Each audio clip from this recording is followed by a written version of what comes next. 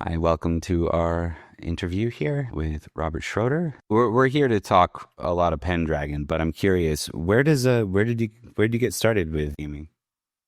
Well, actually, I was in the Marine Corps at that point. I was every weekend we would go scuba diving, and on one trip we drove by a bookstore and we said, "Hey, you know what? Let's go in." And I found there a little brown box of 3 volumes called Dungeons and Dragons. Mhm. So I started way back in the 70s with D&D. From there, I discovered, well, after the Marine Corps, I came back to Michigan and discovered a game called Heroes or Champions from Hero Games. Went to college, and while at college, we formed a gaming group, which eventually became well enough known that it ran its own convention. And during that time, I was doing stuff for a game company called Firebird Limited. It did stuff for Moral Project, Mercenary Spies, and Private Eyes, as well as Champions. Okay, Champions for sure. I recognize that one. Yeah. Yep. And from there, well, I got involved with Chaosium through Call of Cthulhu when it first came out. And I had met Greg. I was in California. And we were, I picked up RuneQuest. It was just a fun little game. But eventually what ended up happening is about 4th edition, because of the gaming group, I started playtesting stuff for Pendragon and kept at it. When Greg left the company, I kind of followed him and kept up correspondence and basically worked on a bunch of things. And then eventually I wrote him and said, all right, one of the biggest problems I've had is you have a great background if you come from Salisbury. You come from any place else and you know nothing about your character. Yeah. So I proposed, give me 6 months and I'll send you something. And that was the start of the HEIRS. Because 6 months later, I delivered the first draft of it. He liked it and says, okay, I want it expanded. And I followed the history of HRB, history of Mallory, basically. And you had what came out. I had a lot of help editing it. Veli did a lot. And, well, that's history. Yeah, I can say I'm a big fan of Book of Sires. I use it a lot in my game. But before we unpack that a little bit, I'm curious. So, obviously you were involved with Pendragon. Sounds like fairly early on, probably the early '80s, then mid '80s when it came out. Yeah. 4th edition. Green Knight took it over. Yes, yes. So when was that? That was in the 80s or 70s? That was in the 80s, yeah. Yeah. Yeah, that's very cool. And when Greg left Chaosium, that was during the Green Knight change of hands. Is that when that happened? Yeah. It might have been a little bit before, but I was making regular trips to Wisconsin and running for Chaosium stuff, and met the new guys there. But about that time, my daughter kind of got born, and so I withdrew from long trips. So I didn't go to UConn anymore. I'm sorry, Gen Con.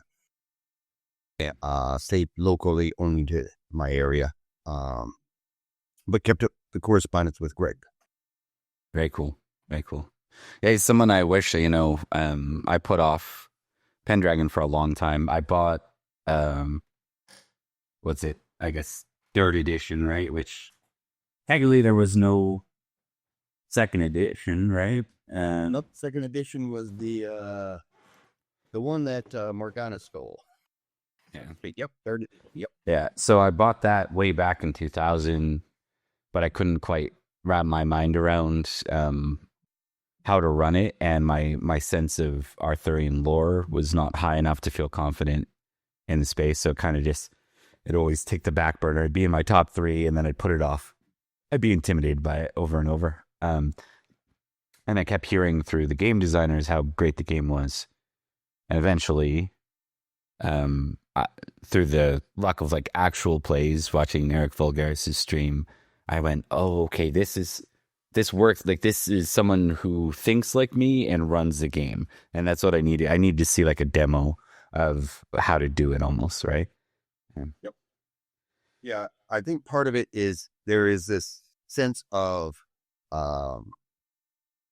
the world when you say, I'm going to run King Arthur, because everybody at least knows in passing that name. Yeah.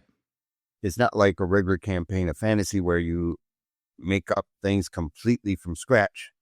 Somehow when you also do Arthur, it's because it's so close to real history, people tend to feel that more intimidated. Absolutely. And, anytime there's a deep lore on anything, you feel like your decisions, your creative ideas, if they don't align with like Mallory or, Vulgate or Monmouth, like at some point, my lack of having that knowledge still intimidates me when I interact with the community. I just automatically assume I'm kind of my knowledge is at a nobody level versus some of these folks, right? And it can be intimidating, but the community is fantastic. So that's just my own hesitations. Curious, were you big into Arthuriana before you're touching Pendragon, or was it Pendragon that kind of? In our inner circle, so to speak, I am probably one of the weakest ones on Arthurian lore. I have the Vulgate. I've read most of it. I read White. I read, like I said, Mallory. But I am not an Arthurian scholar. I have not read many of the, other than the Vulgate, I've not read any of the French stuff. I've not read any of the German stuff. I just was so busy with other things, I just didn't have time to delve myself completely into the lore. And to be honest, you don't need all that much. The GPC does give a pretty good background. GPC is the Grand Pendragon campaign, for those that don't know. It gives you an 80-year campaign from the very go. And so, do you have to have understanding of who exactly Merlin was? Not really. They give you enough. Do you have to know every possible iteration of Sir Kay? No. If you get into the Welsh stuff, some of the main characters have supernatural abilities, you could argue. Yeah, very true. And other ones, they don't. So which one do you draw from? That's true. I did manage to get a PDF of 4th edition, because there were 2 prints, right? There was one under Chaosium, then another one under Green Knight. I want to say I had the Chaosium one, though. This is far back, but I remember I had already owned the 3rd edition book, and I got 4th, and all of a sudden I saw I could play like an Irishman, or like, be from a different place. And for me, that made me go, oh, okay, now there's more here that I can unpack, and it got me excited. I ultimately still didn't pull the trigger on it, but I loved reading through that book. I read through it dozens of times, and when I finally got a 5th edition copy, there was one that White Wolf put out, right? When it was White Wolf Publishing, or was it Green Knight that put out 5.0? And it was Art Host's. Wait, I'm not all that positive of that one. Yeah. Oh, I might myself. I can fact check myself on that one. No, 5th edition Art Host did one. That was 5.0, if I remember correctly. That makes sense. 5.1 was that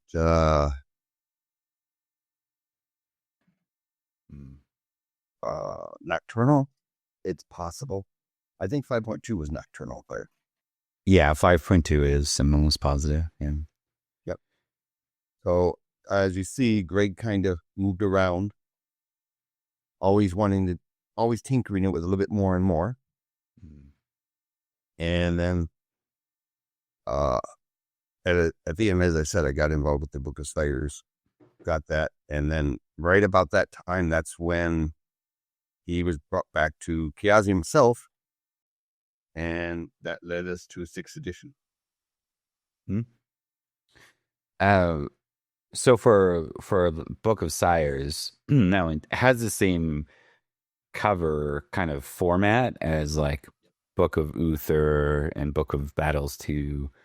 Were those meant to come out as like a product line, Book of Feasts, or were they more like spread out than that in thought?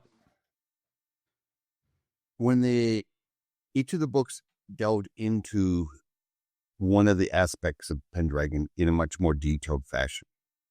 So whether it was Greg or whether it was others, they decided to call it Book of, and Sires just was one of them. The original title, by the way, was Book of Grandfathers, but Greg says, let's go with Sires. That's fair. Both of those sound cool, to be honest.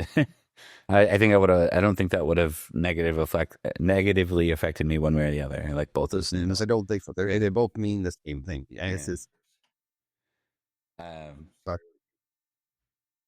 for sure. So my access to Book of Sires, I finally decided I'm going to play a game. I went and bought. The moment I found out there was a place to start where Uther was just taking over with Book of Uther, I'm like, I got to do that. That sounds neat, especially the idea of being able to ride aside like a young Matic before he's kind of starting to become into the position of prince or very new to it. It makes him a sentimental character to the PCs, or gives them an opportunity anyways to bond with him because they're brand new knights and he's a brand new knight in that first year. And so I picked that up, and then the more I started to unpack that, I went, Book of Sires, even though I'm starting with the Salisbury campaign, Book of Sires is just really fascinating for its full depth of a history. That you can get a bit of that history in any Pendragon edition, but it's a real high summary. And I was able to preview Book of Sires briefly, and I'm like, yeah, done. This is my kind of book. Curious, maybe unpacking it a bit. One of the questions you get a lot when you do talk about it is what led to the Barrack Saxons and the Jagan Picts. Well, part of it was Greg's decision. He said he wanted to have the ability to play any of the basic 5 cultures that's on the island. And there were Saxons and there were the Picts. To make them more playable, he wanted to bring them down to, or put them in the area of not being enemies.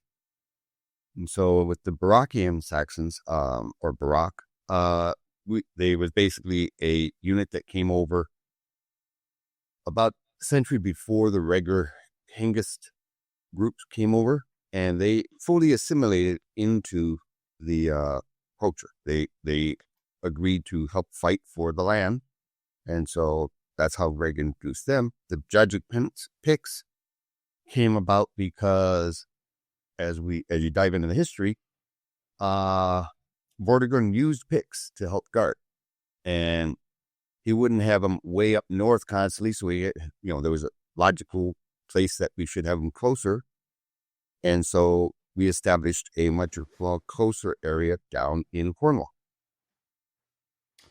One second, actually. Just gonna. I just actually started reading this. I'm not sure if you're familiar with the Swithin series. No, I Okay. haven't seen that one. I am. This is, I think, an attempt to sort of modernize the language on maybe like Monmouth and the Vulgate cycle. So it's like I think there's only 6 books so far, but there's like he's planning to be comprehensive across Arthuriana. I'm like, that's a great way to capture a new audience. this one in particular is dealing with Merlin's birth and Vortigern's rise. So it's dealing with Constance and him sort of being pushed into power. So by Vortigern, it's fun, but yeah, I love that background. And at first I didn't really know a lot about I knew Uther forward pretty well. I watched a lot of Excalibur in the early 90s. It was like one of my favorite movies in the early 90s. And so I knew at least some of the framework, even though they changed a lot in that movie. But yeah, I think that's absolutely fantastic. And I think the Barrack Saxons really give you an opportunity to play, like dabble in the Saxon stuff while still getting to choose which of the religions you're gonna partake in, and still go the converted route. But it looks like you can play a Wodanic. Yeah, it depends whether it's Wotanic or Wodinic. Yeah, we talked to, I guess. Yeah, but yeah, I think that was a brilliant move on his part. Now, one of the things that impacted me personally, because I decided to do a Summerland spin-off, is I noticed that Summerland wasn't a part of it. Did you want to talk about that at all? In what regard? Yeah, well, so yeah, what's very clear about Summerland and Somerset is clearly there's a lot going on there, and they put Glastonbury there, so that tells you something. They put crossover sites in there, and that tells you something. They make the Magician King portion of that in the Great Pendragon campaign, or no, that was Book of Uther, I think, where you deal with him as the Magician King. But yeah, they clearly went with magic and fairy linkage to that area, so I can totally understand why Summerland probably wasn't included. But was that kind of what it came down to? Basically, their fairy rules / genre depends who you talk to as to what they think the fairies are. Why are they around? Where do they come from? What is their desire to interact with mankind? Again, who you talk to, you can get different answers.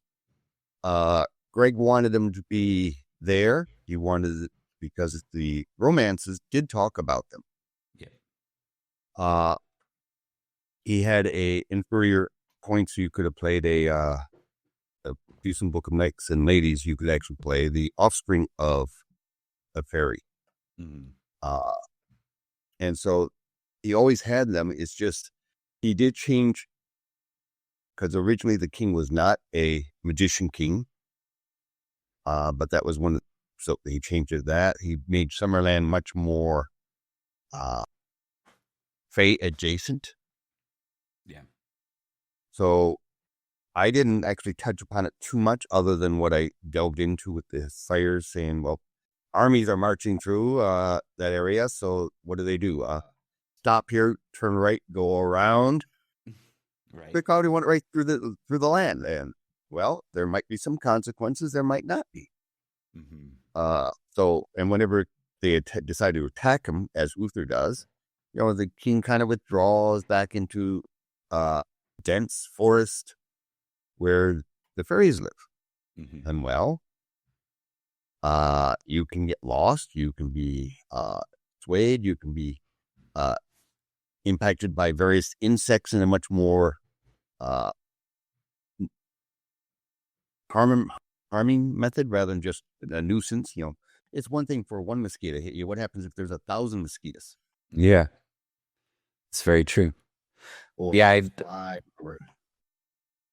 it's definitely, I depict Summerland, especially any time it feels a bit more enchanted, like after Uther's death, when everything starts to go overgrown. It seems like it's a great time, when Forest Sauvage shows up, why not have Summerland become kind of a similar state, right?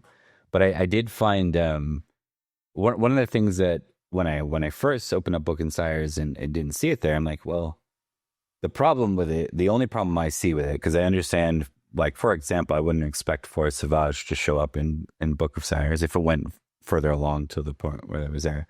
But in Summerland, it is a neighbor of Salisbury, the default location. And there's lots of sort of, in all the books, they reference the overlap between the Belgae and I forget, is it Dabuni tribes or yeah. There was a lot of overlap and a lot of conflict, sort of claim between them at the borders. And it seems like there's a really good chance that this Salisbury game is going to overlap with Summerland at some point, or Somerset, and you're going to end up having a night with one of their manors out there, you know. So I'm like, oh, it's too bad it's not there, but it was also fairly understandable why it was excluded. To be a set of rules, more it was a background that you could create, so you could find out where your parents came from, where your grandparents came from, for sure. But it basically could be run as a prequel campaign, and I think that's the direction that's going to be taken. Cool. With the earlier GPCs, but it was always meant for background purposes. Now, during the Anarchy, I believe the Sire's book does go into the expansion of the Forest of Gloom. Yeah. And that, you can argue, that's when Summerland or Somerset is expanding its borders. Mm-hmm. King is dead. There's no reason we can't increase our domicile, so to speak. And Salisbury suffers from it. Because there's pagan and Christian knights running around in Summerland, I always kind of envision this weird realm where the king knows what's going on and the fairies know what's going on, but a lot of the nobles in that area and the local folk are probably just paranoid and superstitious mostly. They could be. I always want it as if you're not of the other side, you have your own cities, you have your own culture, and yes, there's a king that has strange visitors, but you keep to yourself. Yeah, that's good for you. Exactly. It's sort of like out of sight, out of mind. I totally buy that. Yeah. Don't dig too deeply. That kind of mentality. Yeah. Very, very neat. Speaking of others, it's completely different, and that's the great thing about Pendragon is, and that's why the term was coined of your Pendragon will vary, is what you may be running, perfectly good story. It might be not the story I run it, but they're both good stories. Very true. Very true. I'm curious about, I guess, moving into the regional events, and almost all the key regions are covered up to Cumbria. There wasn't a Beyond the Wall, and there wasn't an Ireland, and there wasn't outside of Aquitaine. I think was Aquitaine the only one. I'm just thinking. Yeah, and Brittany, and Brittany, that's right. Was there a point where it was also like we could put these in like Ireland or north of Hadrian's Wall, but also we need to just scope this project? Was there a component of that too? Yeah, the north was actually done. It was actually originally in there, as was Ireland, but there was so much there that perhaps Greg was saying it didn't do enough justice. That report, I dealt with the Cymric forces between the two walls, and then I dealt with the Picts beyond the Antonin Wall. Mm-hmm. And at the last minute, I said, you know what? It's big enough. Let's just pull the Irish and the Pict section. And the anticipation was there was going to be a second book. We had a table of contents on it. We were putting it together.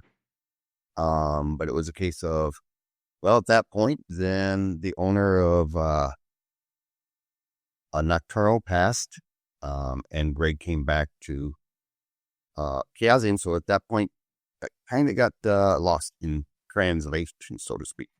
But those parts are done. Are they sure? Well, it kind of depends on whether or not there is another Sires type book out there. I don't know. Is there a need to do this? Because they're talking about the GPC prequels. If you go into the core rule book, they talk about the entire campaign. Are you talking about the nice little infographic they have? Yeah. Yeah. Yeah. And if you look at it, 415 to 438 has the team, then Core 39 to 450, the Border Garden, then the Tyrek period from 4160, the Uprising period, the Aurelius is when he comes over, fight everybody, Uther when he takes over, and then the Anarchy. That's all Sires. Exactly. So I think what they're doing is making it to its own GPC era type book. And yes, I expect at some point, whether it's a regional book or in the GPCs, they'll give you more information about those sections. And you can, I recommend if you want to see that, start writing Chaosium. The line editor is David Larkins. Say, we want this. We want this. Understood. And I don't want to harass man too much, but yeah. We use most of, so the core books we tend to use when we're gaming. We use Book of Sires for sure. We use Book of Feasts. We do a lot of Book of Feasts. We went a little more cooperative with it. Like we kind of removed the winner concept of it, and we just go with it was just our preference. We did it on accident, and then we read the real way it's supposed to be run, or like. We'd read it all along. We misinterpreted it when we realized it was supposed to be a bit more of a, winner takes all kind of, not winner takes all, but there's a clear victor thing. I'm like, I actually find it more fun just to kind of let people run into their random encounters there, as it were. But in Book of Sires, one of the things that's been immensely valuable for me, aside from being able to look at the different perspectives through it, is getting to Anarchy. So running an Anarchy game, it's really helpful to have a condensed framework for Anarchy that you can quickly read through and just go, okay, there's these two battles this year. And, I know Great Pendragon campaign has that, but it's always from the point of Salisbury. So it's nice to see that updated model for 5th edition. That's one reason why Sires came about, is because I actually was running a campaign in the north, or trying to get it off the ground. And I'm going, where's the background? And so that led me to realizing that no one else other than Salisbury had a background. Anarchy happened throughout the island. The king was dead, the high king.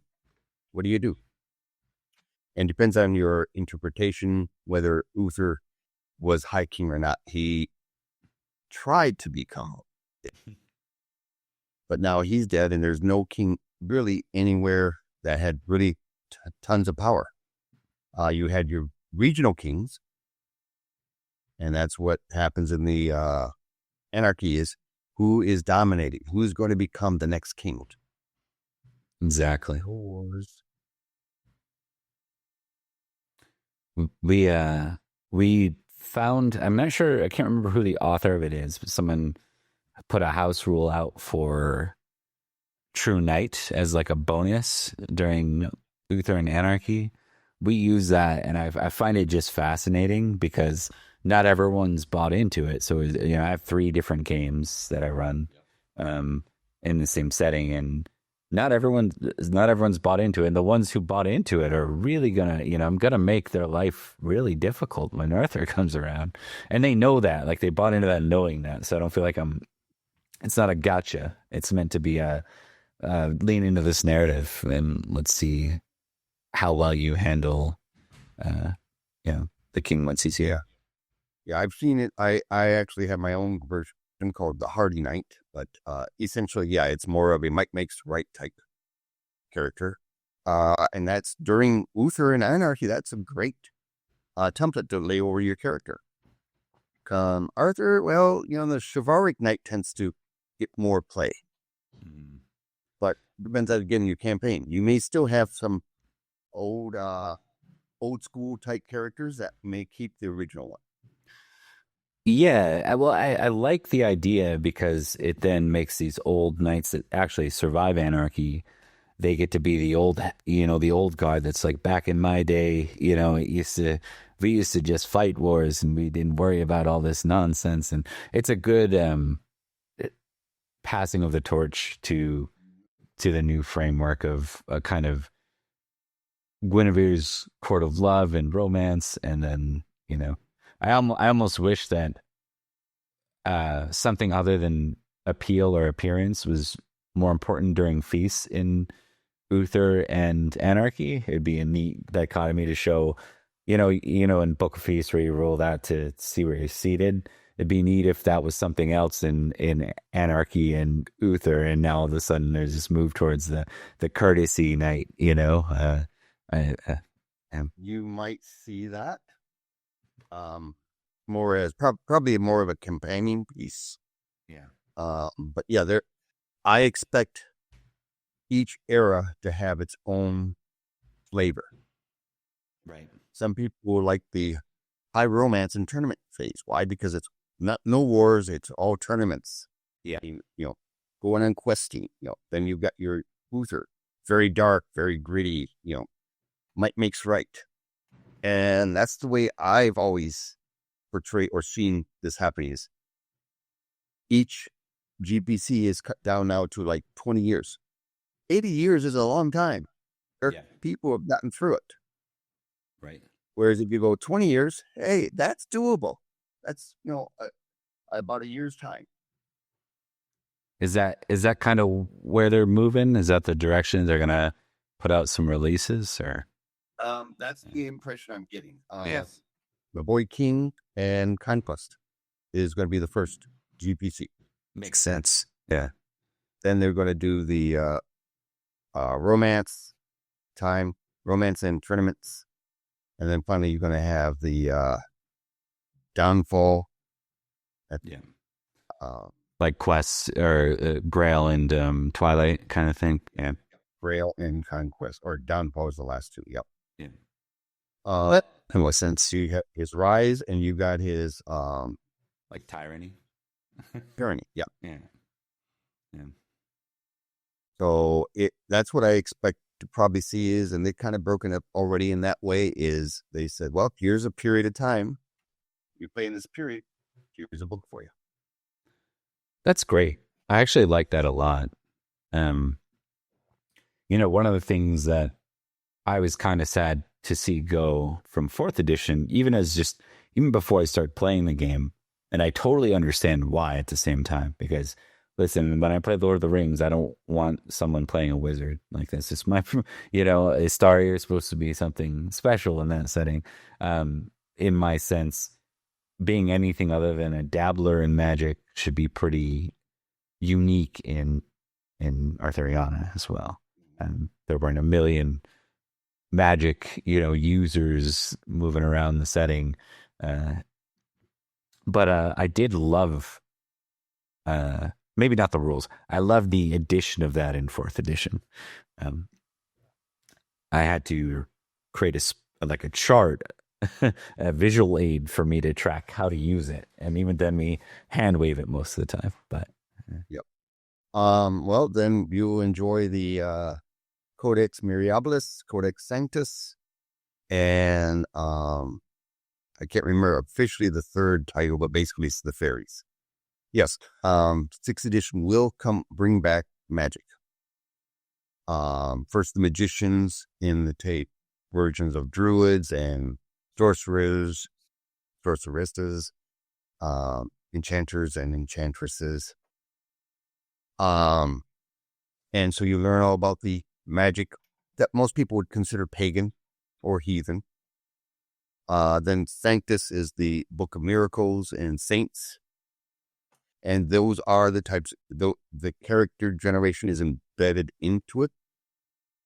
So it's kind of like taking 4th edition magic rules and updating for 6th edition. But they're not meant to be a main character. If you read a lot of the romances, you encounter this wise woman of the woods or this magician, and you hear about the story he's got to tell or she's got to tell. And that's the last time you hear of them. Yeah. Except for the Ladies of the Lake and Mervyn. Yeah. David Zeman is the one who helped create all the magic rules for Greg. He worked with Greg for over 10 years to finesse everything. And that's one of his main things is, look at, you create a character, a magician is on, they do a big quest, and romance-wise, they're pretty well done. Well, now it's going to be a case of, yes, you can keep back a character in a much more character way, but you're not going to be playing them every day, because if you do magic, you have to pay for that magic. Going to sleep. Yeah. I love that. Yeah. We coined the term, you've heard of non-player character, right? Yeah. A player non-character is what kind of we came up with the version of that. Is that it's a secondary or third character that you would play. It sounds very... Well, one, as I've played through Pendragon, I realize that happens to me, especially in Anarchy, happens to me all the time, where people are secondary player knights because they're, I've got one that managed to marry Pomponia through a series of things. He pulled the right card in Book of Feasts when she was the one there, and we said maybe with a critical, and then he criticaled it. So we're like, well, there was like a 7, like there wasn't a good chance, but it happened. I can appreciate that. I heard a lot growing up about Ars Magica. Never, I know there's a better way to pronounce that, but I'm going to use that North American easy version. But I think it's Ars Magica or something like that. I've heard that version. Yeah, the way I've always said. Yeah. So I grew up learning about the troop play, falling in love with it. The system's so intimidating to me, I wouldn't touch it with a 10-foot pole unless someone was literally said, I'm going to guide you through this and I have no problem with you not knowing anything. I'd be like, perfect. Outside of that, I'll probably always look at that game through the thick window, just admiring it from a distance, and that's all I'll do. But the idea of the troop play there plays out a lot in Pendragon, and it seems like it would be even more needed if you were to especially blend a setting with knights and a druid, or knights and a priest. Like, they're not always going to fit every year, especially in a campaign progression that's very knight oriented, right? So the minute you add one of these extra characters, now all of a sudden the game master feels they have to create a story around that character. Why would he be here, or Debbie be here? Same thing with ladies, ladies are much more prominent in 6th edition. Knights and Ladies Adventurous will be coming out, and that full-fledged supplement that deals with your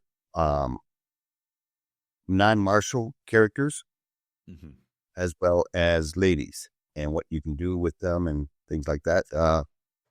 So basically, the type of campaign that's going to be able to be run in 6th edition is going to be much more open. You can have your traditional knightly campaign that everybody's used to. That's the way it's always been done since 5th edition. But you can also dabble or go completely diving into about alternative types of campaigns. What happens if your characters are all druids? Or, what's going to happen then? Are you going to need grogs to help fight? Because a magician does not know how to fight. So we have a game set in Summerland, and for that model, it was meant to be a spin-off. So one of the characters fumbled when they were on the Arthur conquest of Summerland in the 482 or whatever that is. Um, and so they ended up lost in Forest Gloom. It led to this big side quest for them, and exploring that, I'm like, that's a fantastic. And I was looking at a couple of my friends, and I was going, I've been meaning to put something together for them.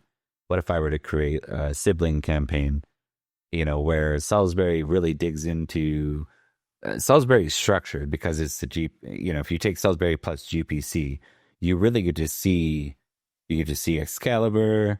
You get to retrieve Excalibur. You get to see it and its use. You get to, if you add Book of Uther, you get to see Gorlo at worst as a tragic, relatable character. At best, is some kind of hero that Uther, craps on, depending on what your take is on it.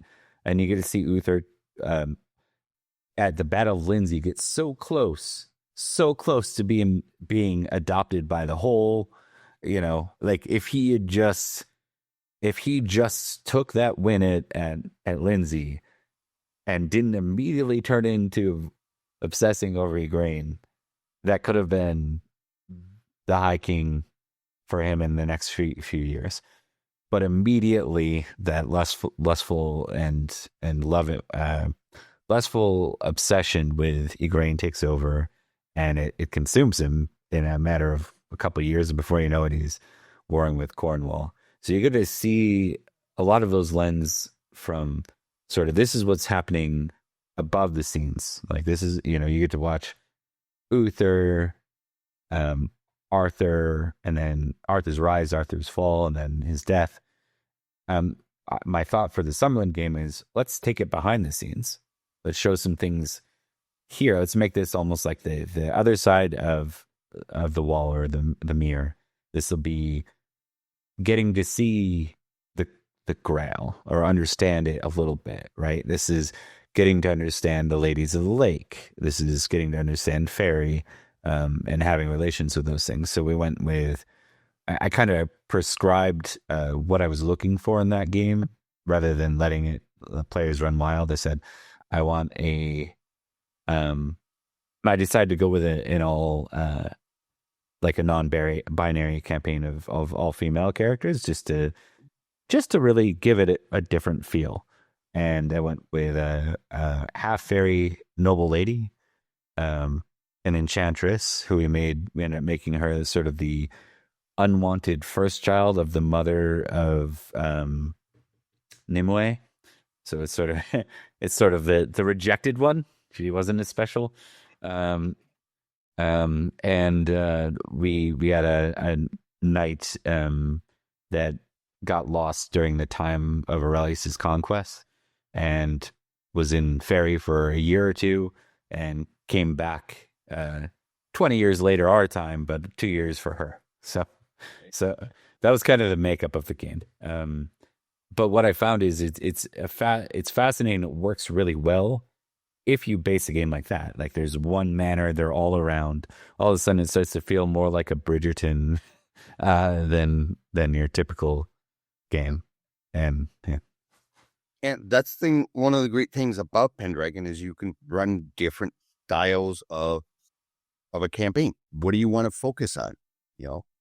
It's perfectly permissible to, as you said, a game master can choose a small section where you got 2 or 3 knights, different manners, and focus an entire campaign around that.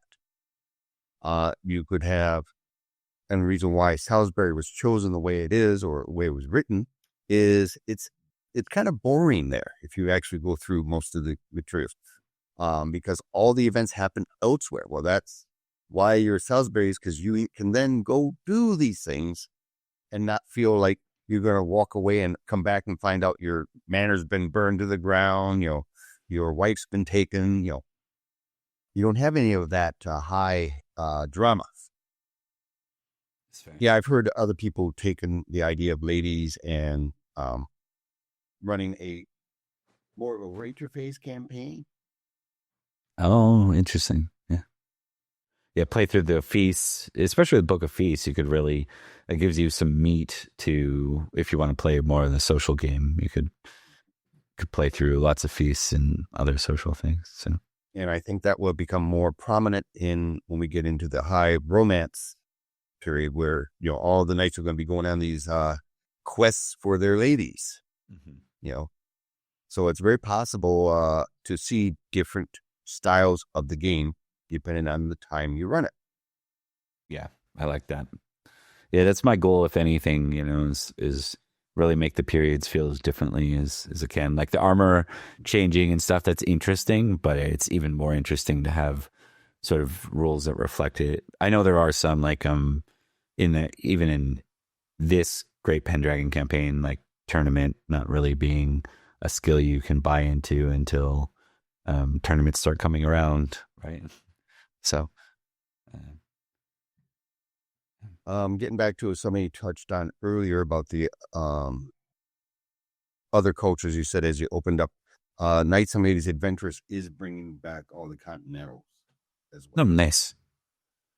Very, very cool. I like a lot of what was there in that. So I'm trying to recall what there were, but I had a feeling because there's a character from really far away in the Stargaze. Yeah. Yep. Where's he from again? Constantinople. Yeah. Okay, that's right. I knew he was way beyond Italy at that point, somewhere over there. Yeah. Yeah, that's... All the other cultures are available eventually. I'll have to go to detail on that. The one also working on stuff for the companions, we're creating something called heirs and spares, and we're going to be diving into more of the starter set characters with how to develop the campaign so that if your character dies, how does it carry on? So we use heirs as not of the body, meaning not your son, although it will be the person who takes over your theme.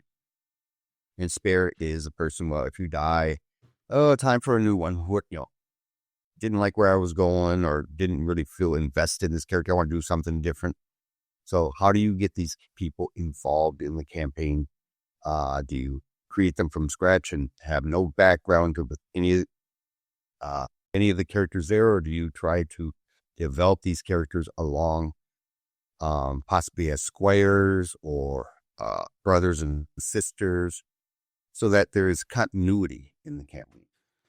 Yeah, we definitely went with the later, but it was a chore sometimes, and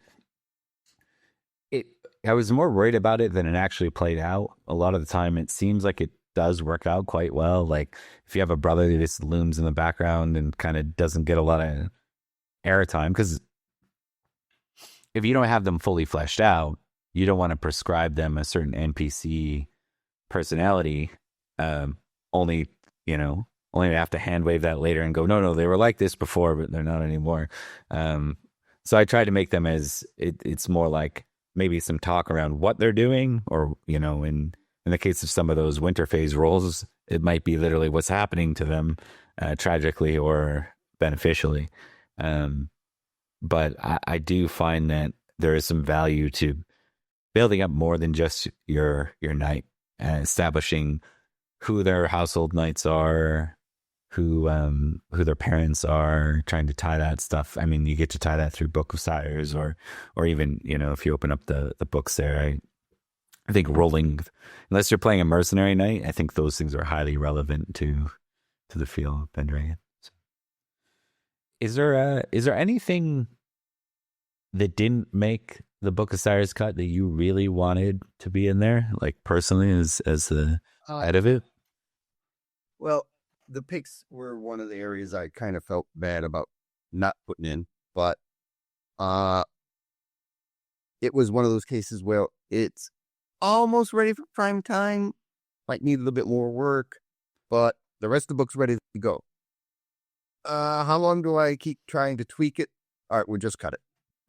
Gotcha. And then, like I said, that's when the big change from Nocturnal to Chiazim changed, and so, Book of Sires 2 may never see the light of day. I expect that all the work I did put in will come out somehow. Gotcha. I know of at least a person who's, I think, working on the northern campaigns now. But how that's going to come about, I'm not sure whether it's a regional book or just set of scenarios. Yeah, because I do think there's like, that is one gap as someone that's playing, GMing through the Great Pendragon campaign. There's usually really easy to find references around tournament, Holy Grail, Boy King, all that stuff is there. But when you start to go like, who is Lot as a character? And like, what is his story? Because he kind of shows up, if you're not super familiar with his plot through your own knowledge of Arthuriana,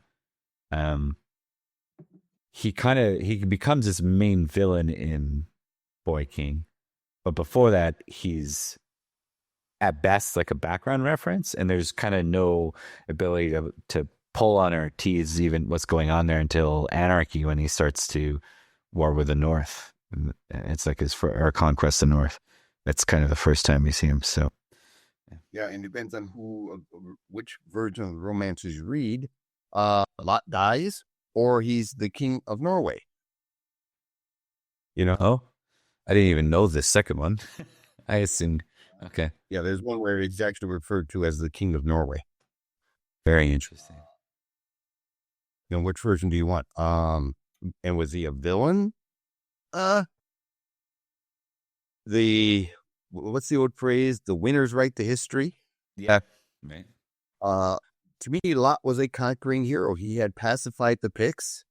He was on his way to high kingmanship towards the end of the anarchy. Mm-hmm. And so they're coming down. Oh, okay, you want to have this big tournament to find out who's going to be the high king? Okay, I'm ready for it. Let's bring it on. And then this little kid pulls a sword, and all of a sudden he's high king. What do you mean? Yeah, that's a fascinating story. And whether he's a Kimric, in my version he's half picked, or full picked. Depends on, I guess, what you want to read. But most people either have him half picked or Kimric. Yeah, he was a king. He had pacified the North. He's coming down. He's going to become, this big, the next high king. And Arthur shows up scene, becomes the high king himself. And there are at least a couple battles with Lot. And finally he's killed by Pelennor, if I remember correctly. Right. I got some exposure to it. It sort of opened my eyes to, I really need to go delve into this. And that's part of why I'm reading this within, is I'm hoping that that when I get to like book 4 or whatever one it is, in late Anarchy to early Boy King, that they unpack Lot as a character, even if it's the author's slight, interpretation of things. It always is, right? I'm curious to see more of that. But I had an opportunity to play in Peter Corliss's campaign recently. He's running out of Dalriada. So that was good exposure to the North, to the Picts, and it made me kind of realize there's some really cool stuff up here to unpack. So yeah. If you really get into the history side, one of the questions is, all right, who exactly is Arthur? Is he, is Camelot down in the south? I believe it was John Norman postulated that battles that Arthur fought was up north more than in the south. Mm-hmm.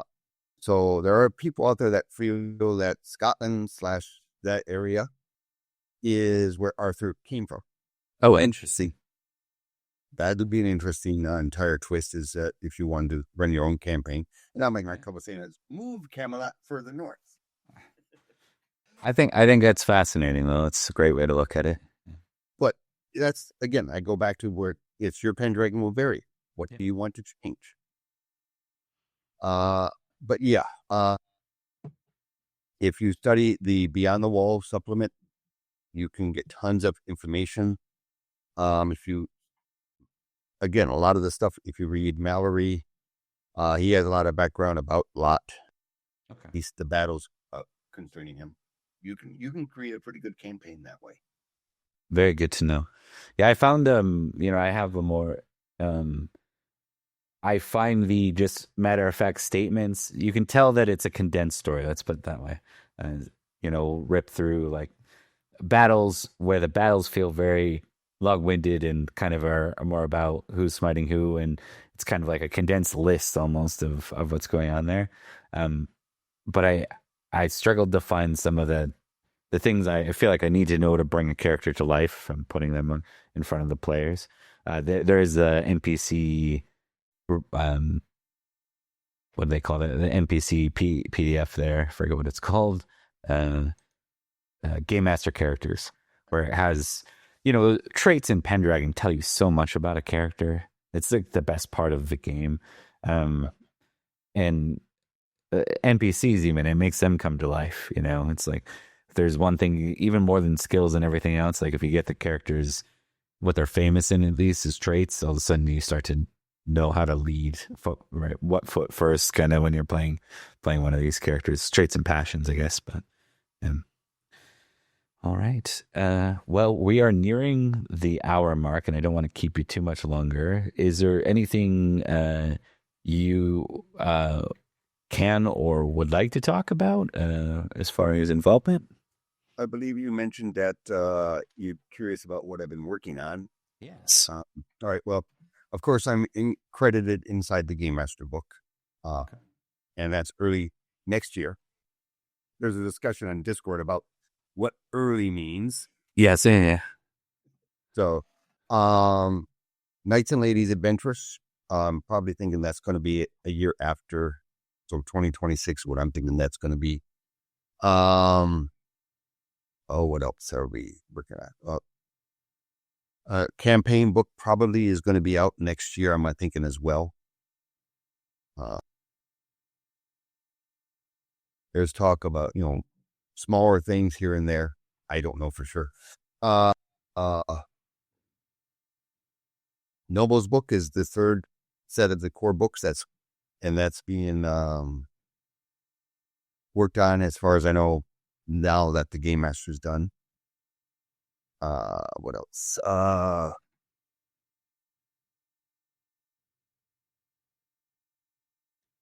That's about all the big things. Unless you have specific questions, I don't know what you want me to.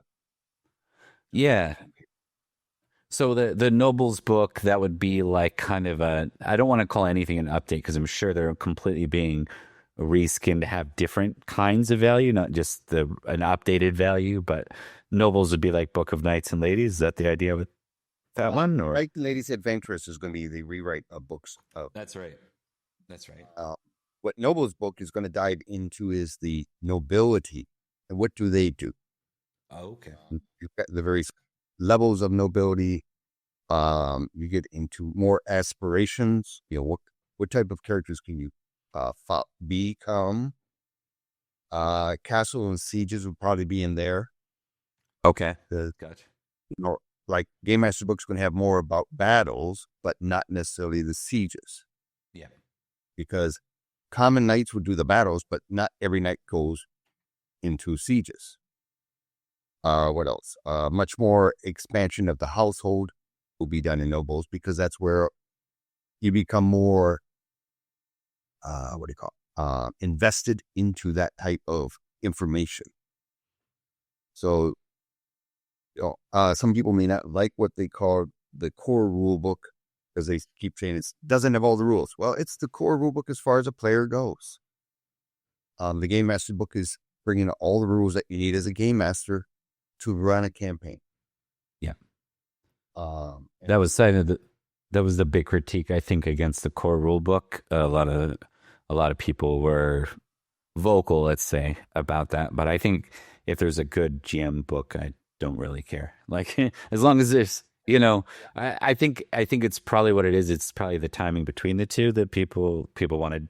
They want to sink their teeth in, and they feel like maybe they can if they don't have. So if you come from the 5.2, whatever, you can hack your way through it like easy. The systems are compatible, right? If you start with the starter set or just the core rulebook, you may feel, well, I don't have information on this or that. Yeah. That's what the starter set does. It at least give you the rules of, yeah, here's a battle. Is it the full pledge thing? No. But it's enough to run. Mm-hmm. You had your cards, you had your opponents, you were taught how to run a battle, how to determine morale, things like that. The battle rules are just a little bit more expansion on those things. The basic rules are all there in the appendix of the starter set. Do you have absolutely everything? No. Space is required to be an 8-page pamphlet, not the 20 or 30 pages you're going to have. Just like the Noah's book is going to have a much more expansion of the family system. If you're familiar with Books of Knights and Ladies, where you could create much of a background, that's what expanded family will be in there. Knights and Ladies Adventures bring rewrite, like I said, of BOKNL. It brings back the Continentals. It also introduces the other half, the courtiers, the non-martial characters. So you can create all your clerics and other things as a base, adds the ladies. And once those happen, the GPCs will be coming out. I believe GPCs are going to be out like once every 2 years. I could be wrong on that, but that's the timetable I thought they were going with. After the first one comes out, you can probably wait 5-6 years before the next one if you really wanted to. Yeah. But in interest of time and campaigns, well, if you run every week, the new GPC will run out relatively quickly. So maybe you should have it out every 2 years. Yeah, that is very fair. What about feasts? Like I know Book of Feasts is a pretty popular one. There's a lot of people that push for like feasts should be core rules in 6 because they like them so much. Are you aware of any movement towards an update there? Let's see. Hang on, let me make sure. Therian RX in the Gamemaster book. One of the subsections is feasting. Okay, is it as completely in depth as the Book of Feasts is? No, because there's a lot to it. Yeah. Book of Feasts is how many pages? Yeah. But it probably gives you enough information on how to actually run feasts using the cards, which will be sold separately, of course.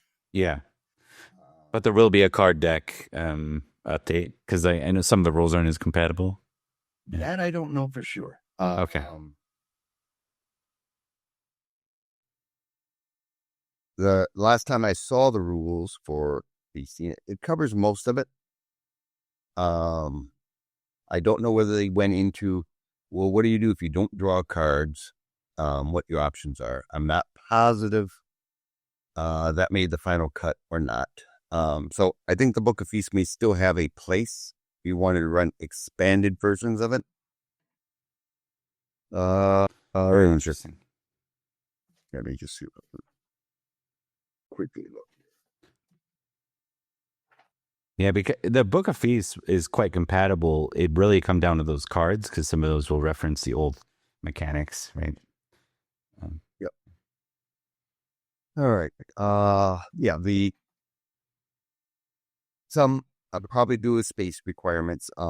They made some decisions. And so I would say take the new rules that's going to be out in the Gamemasters book about feasting and expand a little bit about that.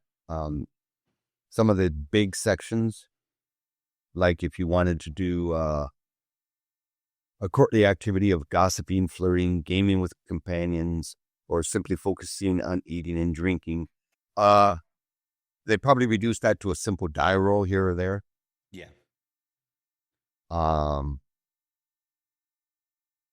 Whereas in the actual feasting Book of Feasts, it's a much more elaborate process where they talk about what you can get.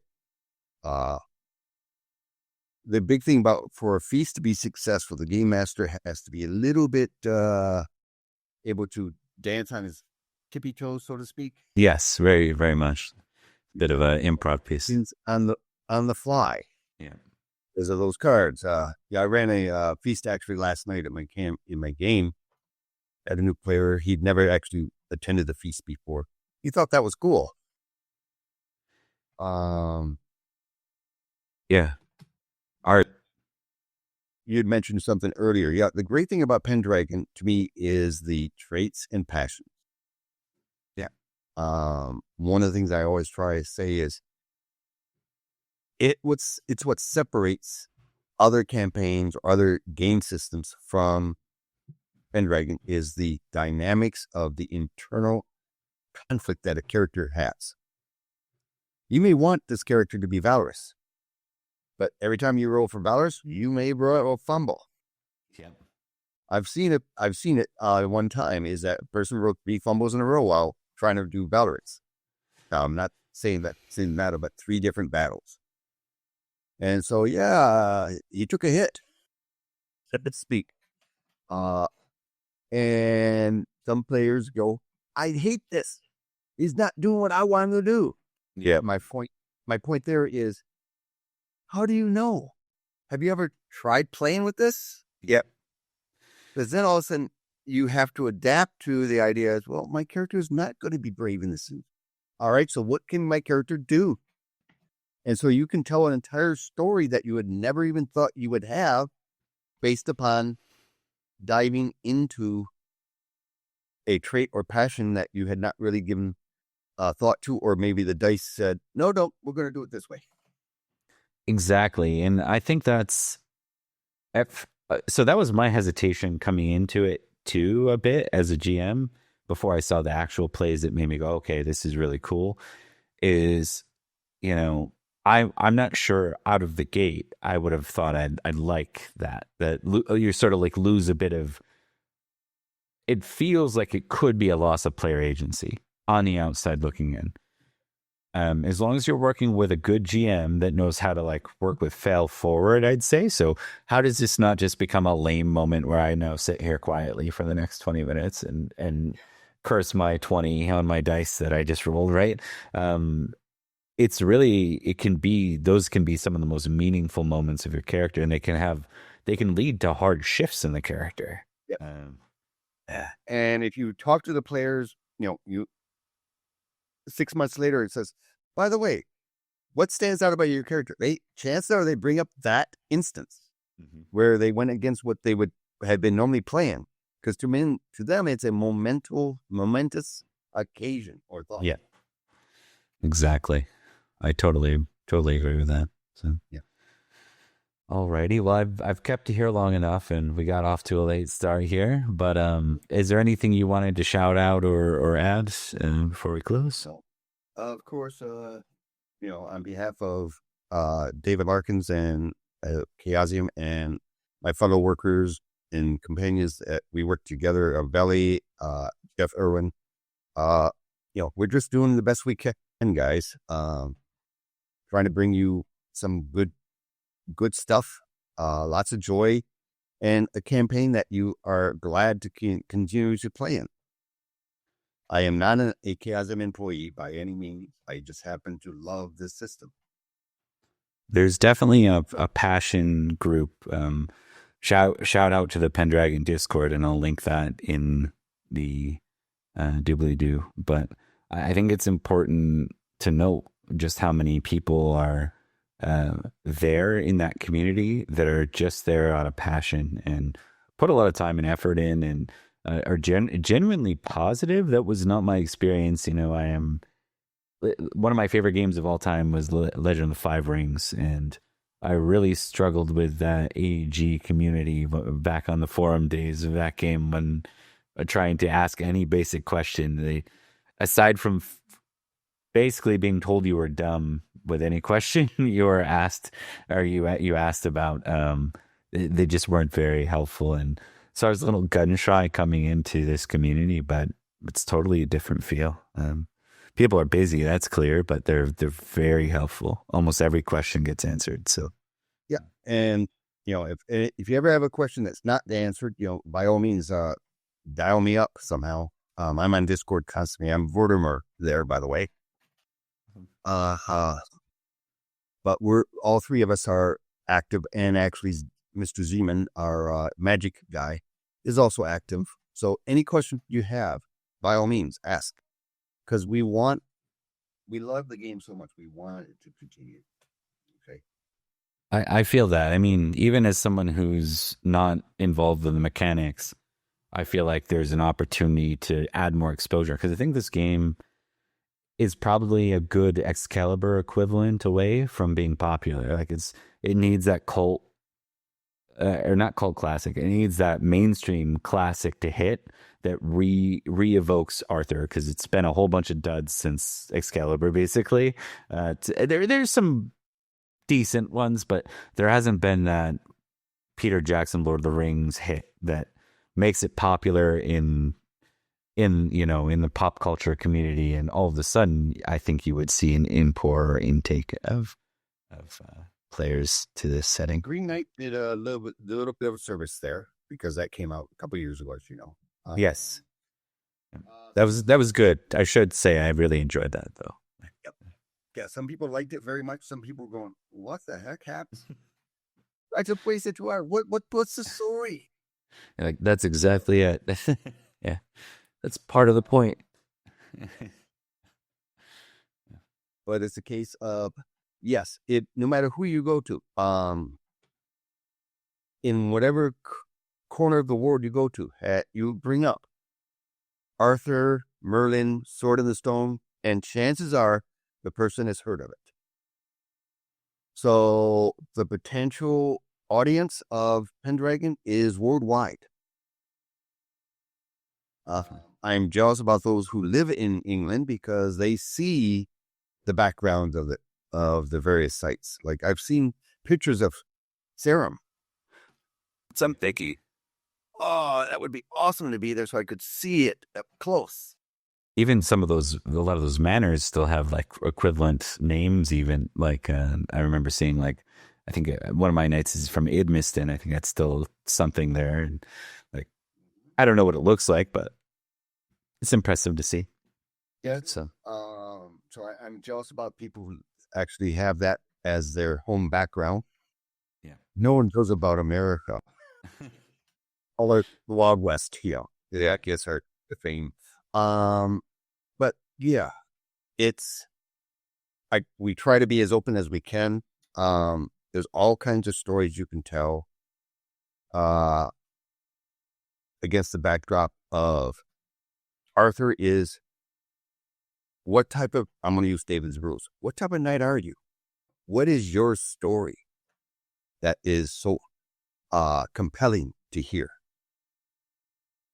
A good game master can create a very, very good campaign. What are your thoughts? So I'll pick your brain on one last comment, because you brought that up.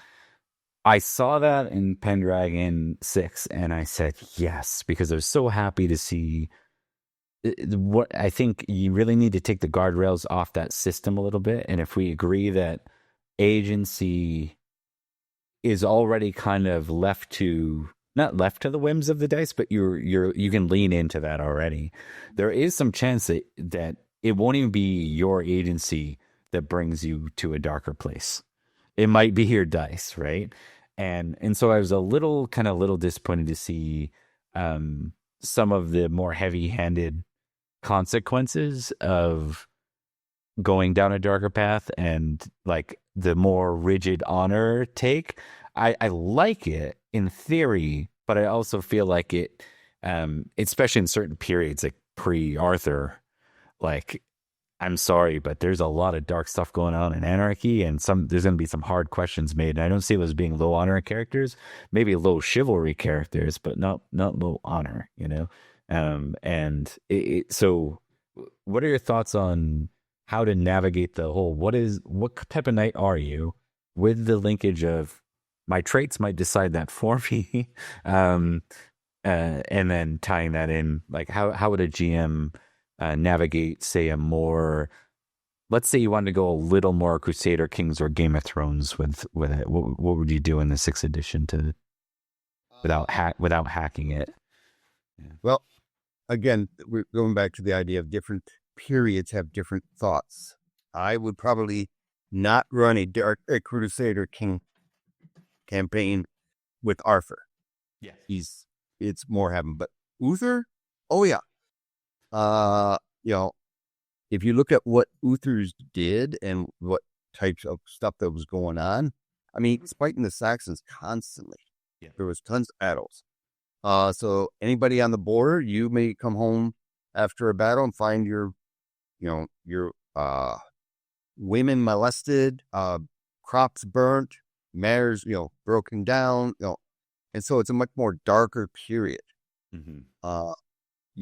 So I would say, well, why would you even be a chivalrous knight? The only good Saxon is you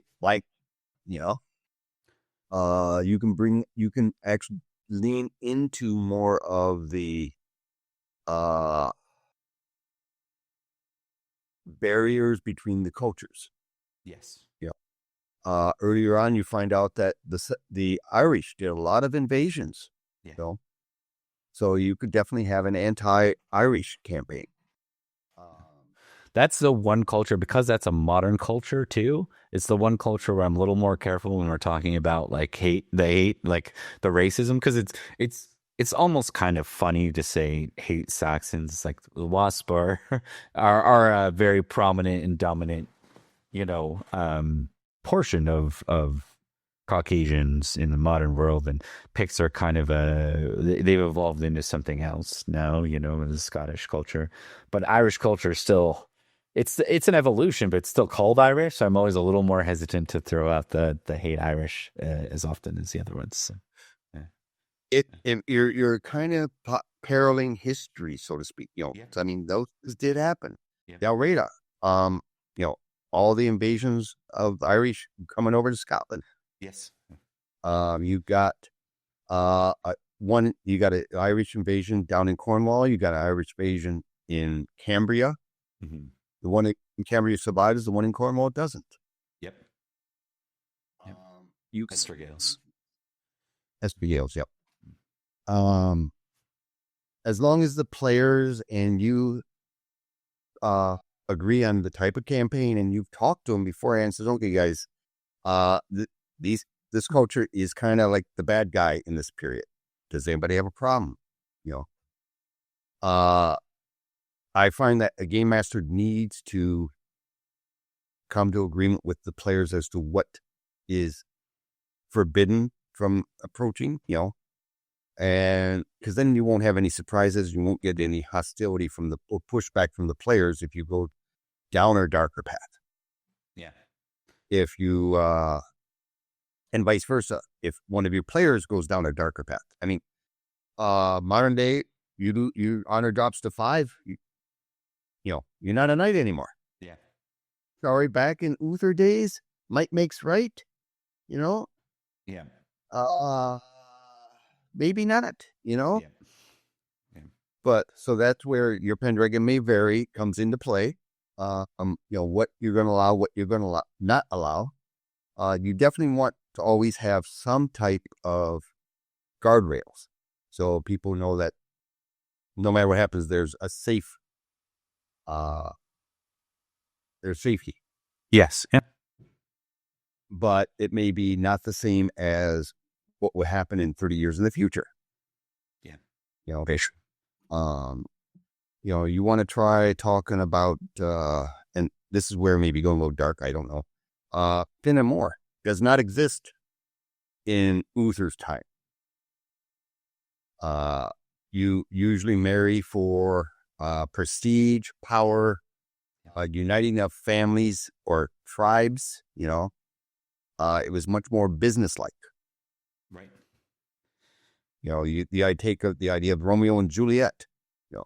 The two families are completely odd. And what happens? Two of the members fall in love with each other. Yeah. West Side Story is more modern, but thing take. Yeah.